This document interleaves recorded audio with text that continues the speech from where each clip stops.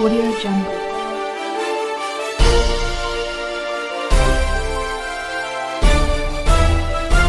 Audio Jungle.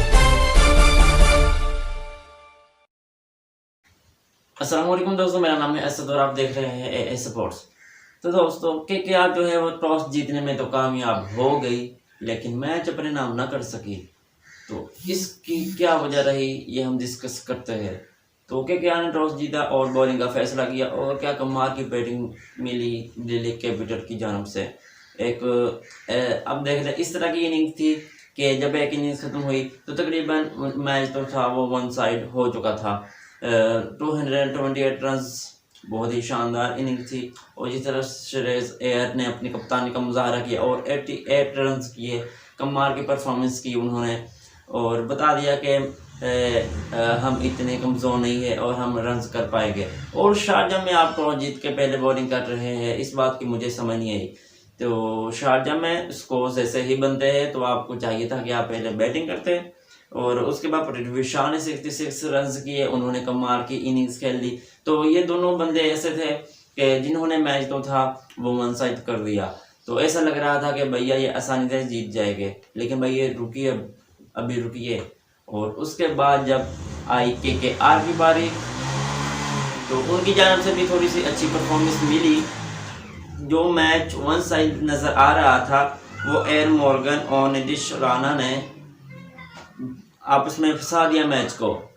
तो ऐसा लग रहा था आखिरी 2 ओवर्स तक ऐसा ही था कि भाई पता नहीं क्या हो जाएगा इस मैच में। और क्या शानदार इनिंग्स खेली नीतीश राणा ने, भैया बहुत ही कमाल की इनिंग्स थी। और जब आप रन चेस कर रहे होते हैं तो इस तरह की बैटिंग करना बहुत मुश्किल होता है, लेकिन उन्होंने अपनी जिम्मेदारी का एहसास किया और बहुत ही अच्छे रन मॉर्गन ने अपनी इनिंग्स खेली और क्या खूबसूरत इनिंग्स खेली। जहाँ पे ज़रूरत थी वहाँ पे ही खेली, सिर्फ थोड़ा सा लेट हो गए, लेकिन उन्होंने वो अपने ये भरपूर उन्होंने जोया गाया। लेकिन अनफॉर्चुनेटली वो 44 रन पे आउट हो गए और कमाल की बॉलिंग की और बैटिंग की उन्होंने।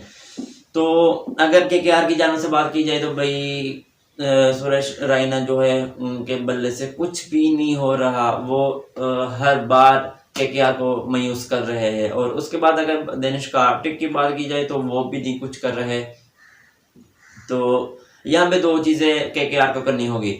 देखिए, एक तो जितने भी रन पड़े ना, 228 रन पड़े केकेआर को, उन बॉलर्स में जो सदर थे रन खाने में वो पैट कमिंस ही थे।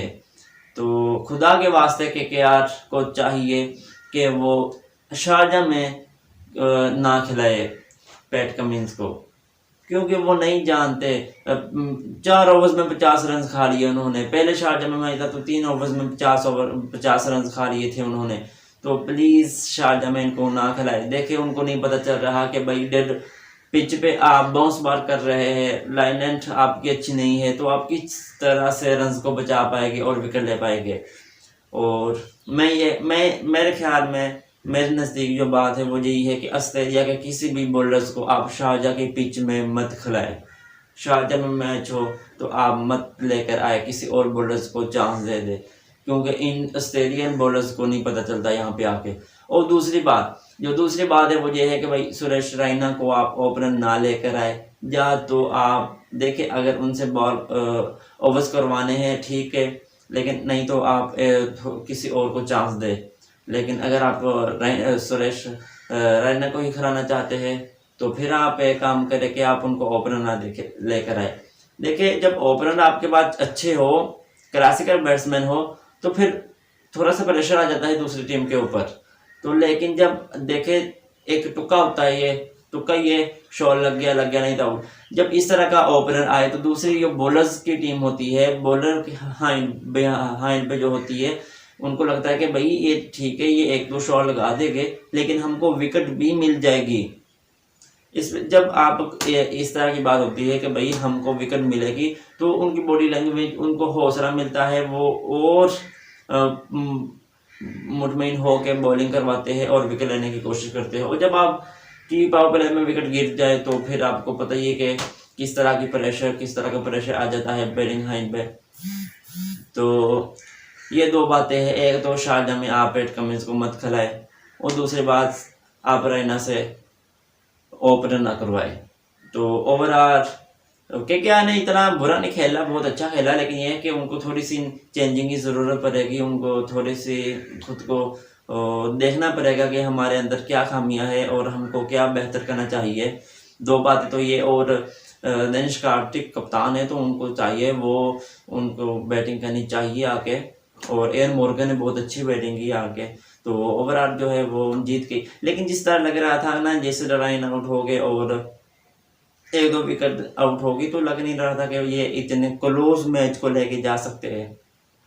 लेकिन मैच को क्लोज ले करके और आखिर में जारी बात है कि आपके पास कोई अच्छा बैट्समैन नहीं था जो रन लेके जा सकता, तो अनफॉर्चुनेटली KKR हार गई। लेकिन दोनों टीमें अच्छा खेल ली, थोड़ी सी उनको करनी पड़ेगी और इम्प्रूव करना पड़ेगा उनको बैटिंग लाइनअप पे।